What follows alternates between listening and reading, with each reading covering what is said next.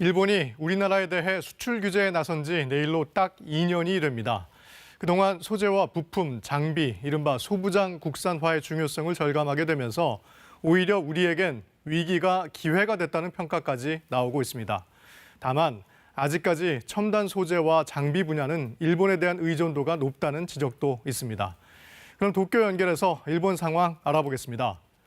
박원기 특파원, 2년이란 시간이 짧지는 않은 시간인데 일본의 입장 변화가 좀 있나요?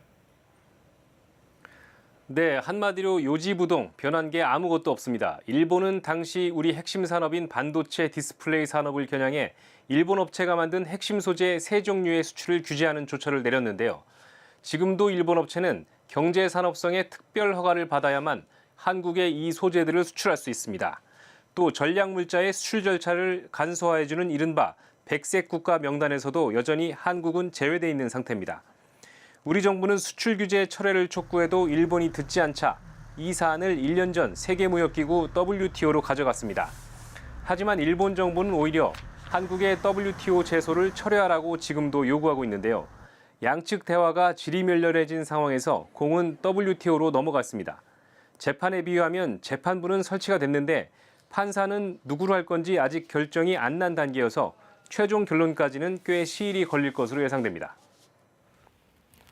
자, 그렇다면 뭔가 획기적인 계기가 없이는 단기간에 해결하는 건 기대하기 어렵겠군요.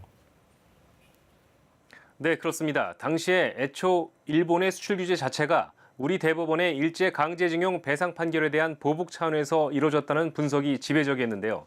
그 뒤에도 위안부 배상 판결 등 한일 간 여러 이슈와 복잡하게 얽히면서 이 문제만 콕 집어서 해결하기가 쉽지 않은 상황입니다.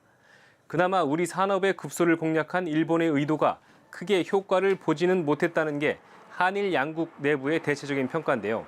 당분간은 현상 유지 상태가 이대로 이어질 것 같다는 분석이 나오고 있습니다. 일본 내에선 수출 규제를 한 지 2년이 지난 지금 어떤 반응이 나오고 있습니까?